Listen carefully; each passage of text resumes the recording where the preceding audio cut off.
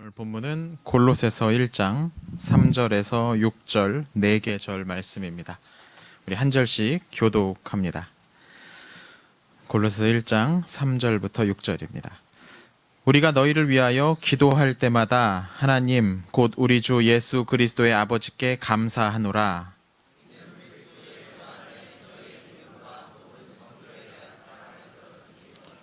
너희를 위하여 하늘에 쌓아둔 소망으로 말미암음이니 곧 너희가 전에 복음 진리의 말씀을 들은 것이라. 이 복음이 이미 너희에게 이름에 너희가 듣고 참으로 하나님의 은혜를 깨달은 날부터 너희 중에서와 같이 온 천하에서도 열매를 맺어 자라는도다. 아멘.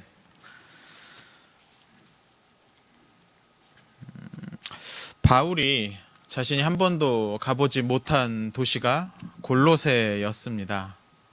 바울은 한 번도 가보지 못했던 이 도시에 교회가 세워졌다는 소식을 듣고 되게 기뻐했던 것 같습니다.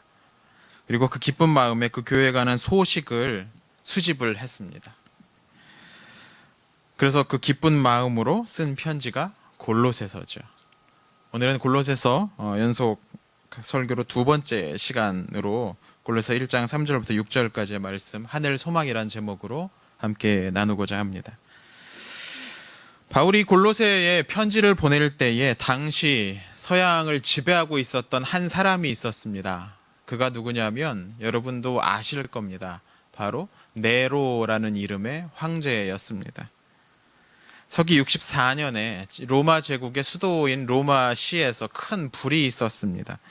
로마시가 거의 대부분 다 불타버릴 정도로 아주 큰 화재였는데요. 그 화재가 소문이 어떻게 퍼졌냐면 황제가 사실은 그 불을 지른 것이다. 자기가 원하는 대로 그 도시를 재개발하기 위해서 옛날 있던 도시에 불 질러가지고 다 태워버렸다. 이런 소문이 돌기 시작합니다. 그러니까 이 네로가 이 소문을 잠재우기 위해서 누군가 희생양을 찾았는데 그게 바로 기독교인들이죠. 물론 바울이 골로새서를 쓸 때는 아직 그 화재가 일어나기 몇 년 전의 일인 것 같습니다. 그러니까 대대적으로 박해가 일어나기 전이었던 것 같죠. 그런데 박해가 일어나기 전이라고 하더라도 이 네로가 멀쩡했던 것은 아닌 것 같습니다. 이미 그 이전에도 네로가 정신적으로 거의 파탄 상태에 이르렀음을 보여주는 사건들이 몇 가지가 일어납니다. 서기 55년에 네로는 자신의 왕위를 위협할 수 있는 이복 동생을 죽여버립니다. 서기 55년이었는데 이게 그가 황제에 오른 지 1년 만의 일입니다. 1년 만에 자기 동생을 죽여버립니다. 서기 59년에는 어머니를 죽입니다. 이유는 어머니가 자기의 왕권에 도전한다는 이유였습니다. 내가 내 마음대로 나라를 다스리고 싶은데 자꾸 엄마가 와가지고 이거 해라 저거 해라 한다고 내 왕위를 탐내는 건 아닐까 해서 결국 어머니를 죽여버립니다. 그리고 다시 4년 후인 서기 64년에 그의 아내도 죽여버립니다. 역시 이유는 같았습니다. 내 왕권에 내 왕위에 위협이 될지 모른다라는 의심을 품었기 때문입니다. 그리고 딱 2년 후에 대화재가 일어났고 네로는 수많은 사람들, 특별히 기독교인들을 죽음으로 몰아가고 있었습니다. 네로의 통치 기간은 이렇게 주변 사람들, 특히 가까운 사람들을 하나하나 차례차례 죽이는 것으로 특징 지어집니다. 그리고 네로의 이런 모습은 이 제국의, 그가 최고 통치자로 있었던 로마 제국의 핵심적인 논리가, 가치가 무엇인지를 보여줍니다. 제국의 논리란 이런 겁니다. 경쟁자는 허락하지 않는다. 경쟁자는 가만히 둘 수 없다. 자신의 권력에 위험이 될 것 같으면 동생도 죽이고 어머니도 죽이고 아내도 죽일 수 있는 것이 이 제국의 원리였습니다. 누가 뭘 당장 잘못하지 않아도 얘가 앞으로 잘못할지도 모른다라는 생각만 들으면 미리 앞서서 제거해버릴 수 있는 것. 그것이 제국의 통치 방식입니다. 제국은 힘으로 지탱되는 조직입니다. 그래서 제국에서는 다른 이들에게 자신의 힘과 영향력을 과시하는 것이 아주 중요한 일로 여겨집니다. 내가 계속 힘이 있다는 것을 드러내고 과시해야만 이 제국이 유지가 될 수 있는 겁니다. 그럼 자기가에게 힘이 있다는 것을 가장 잘 보여줄 수 있는 확실한 방법이 무엇일까요? 약한 이들을 밟고 더욱 강력하게 억누르는 겁니다. 네로 황제가 그러했듯이 제국은 존재하는 내내 끊임없이 그런 식으로 자기의 힘을 과시해야만 합니다. 그래야만 제국은 존재할 수가 있는 것이죠. 우린 성경 안에서도 이런 제국의 논리가 얼마나 세상에 널리 퍼져 있는지를 여러 군데에서 볼 수가 있습니다. 대표적인 것이 출애굽기에 등장하는 이집트의 모습입니다. 이집트는 이스라엘 자손들을 죽였습니다. 그것도 태어난 지 얼마 되지도 않은 유아들을, 아직 적대적인 행동을 한 적도 없는 그런 어린 아이들을 죽였습니다. 그 이유는 그들이 잠재적인 위협이 될 수 있을 것이라는 생각 때문이었죠. 뿐만 아닙니다. 애굽의 바로는 이스라엘 백성들을 끊임없는 노동으로, 쉼 없는 노동으로 몰아세웠습니다. 그들을 압박하고 억압하고 착취했습니다. 아주 제국의 논리를 잘 보여주는 나라가 그 당시 이집트였습니다. 그런데 문제는 이런 이방인의 나라들만 이런 제국의 원리를 따르고 있었던 것이 아니라는 겁니다. 이스라엘 나라 또한 그런 제국의 논리에 조금씩 젖어가기 시작합니다. 저는 성경에 묘사된 솔로몬의 왕국이 거의 정확히 제국의 길로 접어들었다라고 생각을 합니다. 솔로몬은 수많은 사람들을 끊임없는 노동으로 몰아세웠습니다. 제국의 영광을 위해서 백성들을 쥐어짰습니다. 솔로몬이 죽은 후에 그의 나라가 분열된 것은 어쩌면 하나님의 백성들이 이 제국으로 변해가는 것을 그냥 두고 보지 않으시려는 하나님의 섭리는 아니었을까라는 생각이 들기도 할 정도입니다. 신약 성경에 나오는 헤롯 역시 이 제국의 꿈을 꿨던 사람입니다. 흔히 헤롯 대왕이라고 불렸는데요.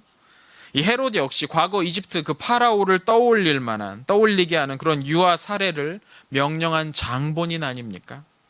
이스라엘의 왕이 나셨다라는 동방박사의 그 말 한마디에 베들레헴에 사는 모든 영아들을 죽이라고 명령을 내릴 수 있었던 인물이 헤롯입니다.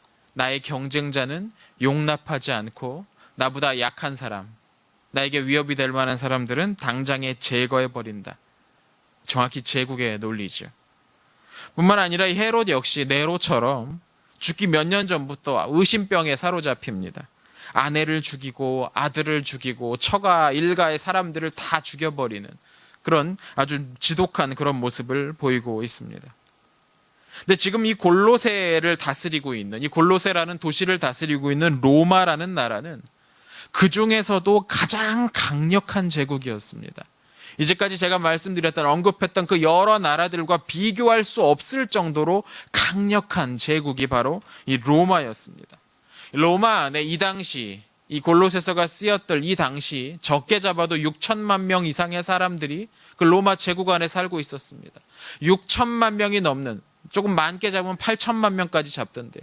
그 수천만 명의 사람들을 휘어잡고 있는 그 강력한 제국이 바로 이 로마였습니다.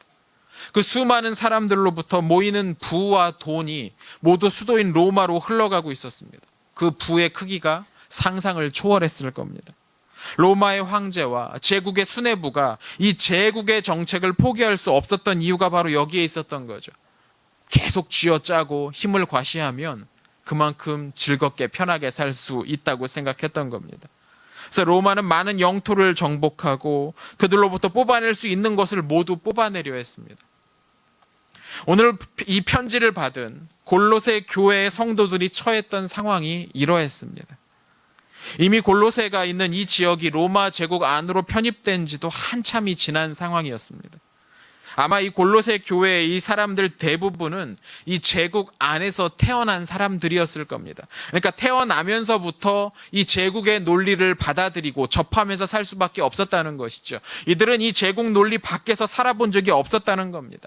이 골로새 교인들에게, 골로새 사람들에게 이 제국의 논리, 힘을 가진 자가 힘이 없는 사람들을 함부로 대하고 억압하고 착취하는 모습은 이건 너무나 당연한, 너무나 자연스러운, 그냥 자연 질서와 같았을 겁니다. 당연히 그러한 것, 아마 이 당시 사람들은 그렇게 받아들였을 겁니다. 왜냐하면 이 사람들은 다른 식의 질서를 본 적이 없으니까요. 태어나면서부터 그런 세상에서 태어나서 그렇게 사는 겁니다. 그런데 여러분, 오늘 우리는 본문에서 골로새 성도들이 보여주는 아주 새로운 행동들을 몇 가지 읽을 수 있습니다. 그래서 이 새로운 소식에 관한 이 소문을 들은 바울이 아주 크게 감동하죠. 본문 3절을 한번 보시겠습니까? 골로새서 1장 3절을 보시면 이렇게 기록되어 있습니다. 우리가 너희를 위하여 기도할 때마다 하나님 곧 우리 주 예수 그리스도의 아버지께 감사하노라. 바울이 지금 이 골로새 교인들을 생각할 때마다 마음이 너무 감동되고 너무 감격되어서 우리 주 곧 예수 그리스도의 아버지 우리 하나님께 감사한다라고 아주 감격 어린 표현을 사용해서 말하고 있습니다. 그럼 무엇이 그를 이렇게 감격하게 만들었을까요? 오늘 본문 4절에 그 이유가 설명이 됩니다. 이는 그리스도 예수 안에 너희의 믿음과 모든 성도에 대한 사랑을 들었으며 라고 되어 있습니다. 본문은 아주 직역을 해놓았는데요. 그리스도 예수 안에 너희의 믿음, 이게 무슨 말입니까? 그리스도 예수 안에 너희의 믿음, 이건 그리스도 예수에 대한 너희의 믿음이란 말입니다. 그러니까 예수님에 대한 너희의 믿음, 그것을 내가 들었다. 그러니까 바울은 골로새 교인들의 이 예수님에 대한 믿음에 감동했다는 겁니다. 근데 뿐만 아니라 여기서 그치는 것이 아니라 그 믿음에 감동했고 또 하나 감동한 이유가 무엇입니까? 모든 성도에 대한 사랑입니다. 바울은 이 두 가지 사실에 관한 소문을 듣고 너무너무 감동해서 하나님께 감사 기도를 할 수밖에 없었다라고 말합니다. 그럼 이 두 가지가 도대체 무엇이길래 바울을 그렇게 감동시켰을까요? 골로새 교인들은 제국의 원리에 순종하지 않기로 결심한 겁니다. 그들은 제자답게 제국의 원리에 맞서 싸우기로 마음을 모았습니다. 제국의 원리가 무엇입니까? 앞서 설명드렸죠. 강한 자가 약한 자를 짓밟는 것이 제국의 논리입니다. 이미 가진 자가 아직 가지지 못한 자를 억압하는 것을 당연하게 여기는 원리가 제국의 원리입니다. 누군가 자신의 것을 나눌 위치에 올라설 것 같으면, 내 것을 좀 뺏어갈 위치에 올라설 것 같으면 온갖 방식을 동원해서 그렇게 하지 못하도록 끝까지 핍박하는 원리가 제국의 원리입니다. 그렇게 해야 정치가 돌아가고, 그렇게 해야 경제가 움직이고, 그렇게 해야 사회가 안정된다고 그들은 말했을 겁니다. 이렇게 해야 세상이 돌아가는 거라고. 하지만 골로새 교인들은 그런 생각에 동의하지 않습니다. 그리고 여기에 도전하기로 합니다. 무엇으로 도전을 합니까? 오늘 본문에 따르면 믿음과 사랑으로 이 제국의 원리에 도전하기로 합니다. 그들은 예수 그리스도가 세상을 이기신 주인이심을 믿기로 결심한 겁니다. 그들은 로마 황제로부터 철저하게 피라미드 형태로 짜여있는 제국의 계급 구조가 잘못됐다라고 선언한 겁니다. 가장 위에 계신 분은 황제가 아니라 예수 그리스도라고 말하기 시작했던 겁니다. 그러니 골로새 교인들은 황제가 만들어준 이 세상의 원리를 따를 수가 없었습니다. 황제가 제일이 아니고 그리스도가 제일이라면 황제가 말한 그 원리, 황제가 강제하고 있는 그 논리를 따라 사는 것은 말이 안 되니까요. 그래서 이 싸움을 위해서 그들이 손에 든 것이 무엇이냐? 사랑의 실천이었습니다. 그들은 사랑을 무기 삼아서 제국의 원리와 맞서 싸웠습니다. 이 말은 그냥 추상적으로 사랑한다는 말을 되뇌이기만 했다, 반복했다, 그런 뜻이 아닙니다. 그들은 사랑의 행위를 구체적으로 실천했다는 겁니다. 가난한 자를 돌보고, 집 없는 자에게 묵을 곳을 제공하고, 굶주린 사람에게 음식을 주고, 낯선 자를 대접하는 모습으로 그들은 사랑을 입증해냅니다. 사랑을 그들의 삶 가운데 실천해냅니다. 어떤 이들은 이렇게 반문할지도 모르겠습니다. 그게 무슨 무기냐? 사랑이 무슨 무기냐? 그게 무슨 싸움이냐? 그냥 혼자 착한 일 하다 끝나는 거 아니냐? 세상이 저렇게 기세등등 자기의 힘을 유지하고 있는데 니들이 그런다고 해서 어디 세상 권력자들이 눈이나 껌뻑하겠느냐? 말이 좋아서 사랑으로 싸우는 거지 그냥 자기 만족 아니냐? 어떤 사람들이 그렇게 비아냥거렸을지도 모르겠습니다. 근데 이런 비판은 제법 아프게 느껴지죠. 정말인 것처럼 들리기도 합니다. 그러나 여러분, 사탄은 언제나 진짜 같은 말로, 진짜 같은 거짓으로 우리를 유혹합니다. 우리의 옛 조상 아담을 유혹할 때도 그렇지 않았습니까? 하나님의 명령을 어긴다고 해서 당장 죽는 것은 아니다. 오히려 이제까지 알지 못했던 새로운 비밀을 네가 알게 될 것이다 라고 아주 진짜 같은 거짓을 속삭였죠. 그 말도 사실이긴 했습니다. 아담은 하나님께서 금지하신 일을 행한 후에 그가 이제까지 알지 못했던 새로운 것을 알게 됐죠. 무엇을 알게 됐습니까? 그가 알 필요가 없었던 하나님과 완전히 분리되는 공포, 두려움이었습니다. 제국의 논리에 대항하는 이 사랑의 싸움에 관한 비아냥도 마찬가지입니다. 그 비아냥음에도 분명 진리가 있습니다. 세상이 그만큼 강력하다라는 그 얘기죠. 그 얘기는 들을 만합니다. 세상은 우리가 사랑을 보여준다고 해서 쉽게 무너지지 않을 겁니다. 자신의 논리를 포기하지 않을 겁니다. 세상의 힘이 강력하고 어지간한 공격에 끄떡하지 않을 것이라는 점 옳습니다. 그러나 언제나 그렇듯이 이런 식의 진짜 같은 거짓에는 중요한 것이 빠져 있습니다. 이 말엔 무엇이 빠져 있냐면 이 세상을 참으로 다스리시는 분이 하나님이란 사실이 빠져 있습니다. 만약 하나님이 계시지 않는다면 그들의 말이 옳을 겁니다. 그거 그냥 자기 만족이다. 그냥 네가 혼자 착한 일을 하고 마는 거고 세상 바꾸고 뭐 그런 거 다 쓸데없는 소리다. 만약 하나님이 계시지 않는다면 이런 말은 맞는 겁니다. 그건 그냥 자기 만족이고 소시민적인 어떤 영웅주의에 불과했을 겁니다. 그러나 하나님이 계시다면, 하나님이 정말로 계시고 하나님이 정말로 이 세상을 다스리는 분이시라면 게임의 법칙은 달라지는 겁니다. 그때부터 게임의 법칙은 완전히 뒤집어지는 겁니다. 그리스도인의 싸움은 자신의 힘으로만 하는 것이 아닙니다. 우리는 우리의 참 주인이신 예수 그리스도의 싸움에 동참하는 것이지 우리의 싸움을 하는 것이 아니죠. 하늘과 땅을 창조하신 우리 주님께서는 이미 이 싸움에서 승리하셨고 마지막 때의 완전한 승리를 선언하기 위해서 다시 오실 것입니다. 주님의 제자들은 그분의 방식만이 이 세상의 권세와의 싸움에서 이길 수 있는 유일한 방식이라는 것을 믿고 고백하고 그 길을 따르는 겁니다. 그게 주님의 제자인 것이죠. 그분의 방식이 무엇입니까? 사랑의 방식이죠. 십자가 위에서 자신의 모든 것을 내어주신 것이 그분의 방식입니다. 참 신자는, 참 믿음의 사람은 예수님 안에서 이 소망을 품고 살아갑니다. 사랑의 행위는 오직 소망을 통해서만 지속될 수 있는 힘을 얻습니다. 우리에게 만약 소망이 없다면 사랑의 행위를 몇 번 해보다가 그만둘 겁니다. 해봐도 안 되는구나. 내가 했는데 저 사람은 안 변해. 내가 이렇게 했는데도 저 사람 진짜 안 변하는 것 같아. 역시 사람은 안 변해. 그리고 말 겁니다. 우리에게 소망이 없다면 그냥 그렇게 끝나버릴 겁니다. 그런데 우리에게 소망이 있지 않습니까? 예수 그리스도께서 세상을 정말로 이기셨고 완전히 끝까지 선언하시러 다시 오신다는 그 소망이 우리에게 있지 않습니까? 우리에게 정말로 이 소망이 있다면 우리는 이 사랑의 행위를 계속해서 해나갈 수가 있습니다. 사랑은 소망을 통해서만 지속될 수 있는 겁니다. 소망이 없다면 몇 번 자선하고 말 겁니다. 하지만 소망이 있다면, 우리 주님께서 지금도 이 세상을 다스리고 계신다고 믿는다면 우리는 한두 번 하고 그냥 포기할 수 없는 겁니다. 하나님께서 어떤 일을 하셨는지 아는 사람은 소망을 얻습니다. 우리 주님은, 우리 하나님은 태어난 지 얼마 안 된 아이를 강물에 띄워 보낼 수밖에 없었던 그 절망 속에서 모세를 일으키셨습니다.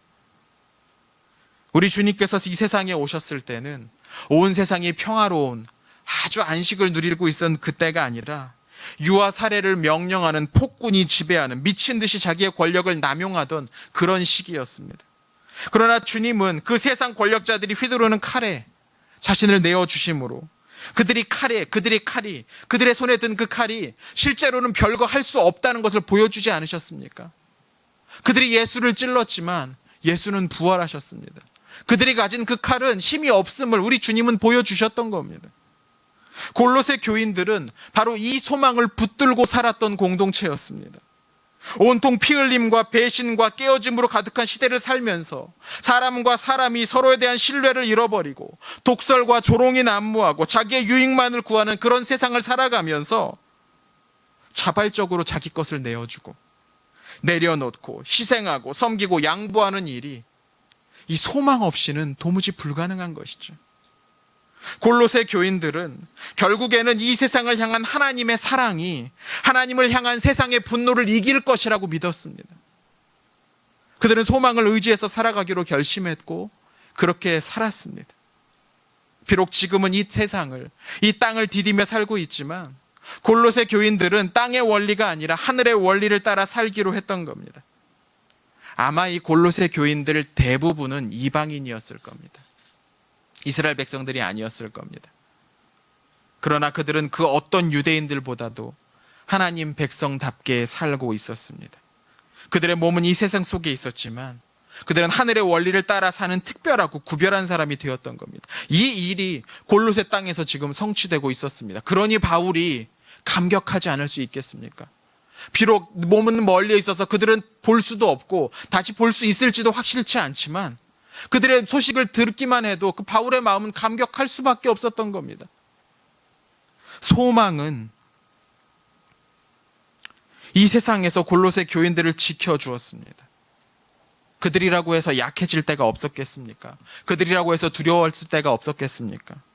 지금 하고 있는 모든 일들이 어차피 다 쓸데없는 일이라는 말을 들었을 때에, 그거 해봐야 다 남 좋은 일일 뿐이라는 그런 빈정거림을 들었을 때에 골로새 교인들이라고 해서 마음이 전혀 흔들리지 않았겠습니까? 실제로도 그렇게 보이잖아요. 로마는 아무리 때려도 무너지지 않는 단단한 성벽과 같았습니다. 아무리 선을 베풀어도 세상은 사람들은 그에 대한 보답을 하기는커녕 이용하려고만 합니다. 그러나 여러분, 세상의 그 어떤 견고한 진도 하나님의 능력 앞에서는 결국 무너지게 됩니다. 우리 성경 한 구절 같이 한번 볼까요? 고린도후서 10장 4절 5절입니다.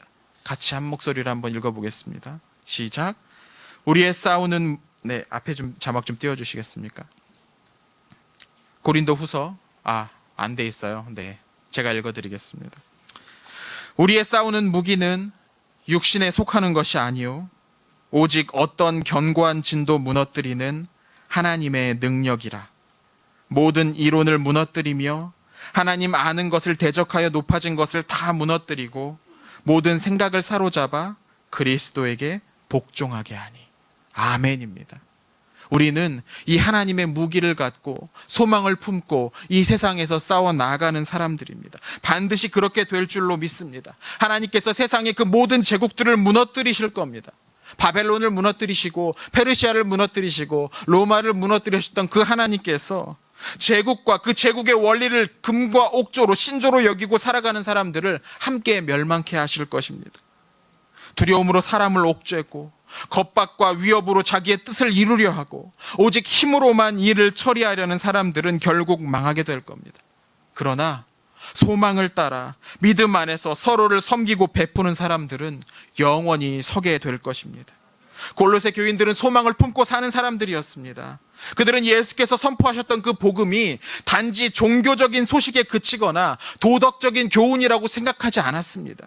그들은 예수님의 말씀이 사실이고 오늘도 실제로 힘을 발휘하고 있고 결국 모든 것이 그분의 말씀하신 그대로 이루어질 것이라고 정말로 믿었습니다. 그렇기 때문에 그들은 온 세상을 덮고 있던 그 제국의 원리, 힘의 원리, 보복의 원리에서도 굴복하지 않고 사랑의 원리에 따라 살 수 있었습니다. 골로새 교인들이 붙들고 있었던 이 소망이 오늘 우리를 지켜줄 것입니다. 바울이 말했던 것처럼 이 소망은 우리를 결코 부끄럽게 하지 않을 것입니다. 여러분, 하늘 소망을 품고 사십시오. 우리의 소망을 하나님께 두십시오. 땅의 것에 소망을 두는 사람은 매일매일 그것으로부터 멀어집니다. 그러나 하늘의 것에 소망을 두는 사람은 매일매일 우리의 소망과 가까워지게 될 줄 믿습니다. 우리 교회 모든 성도님들이 하늘 소망을 품고 이번 한 주 세상을 이기시기를 축원드리겠습니다.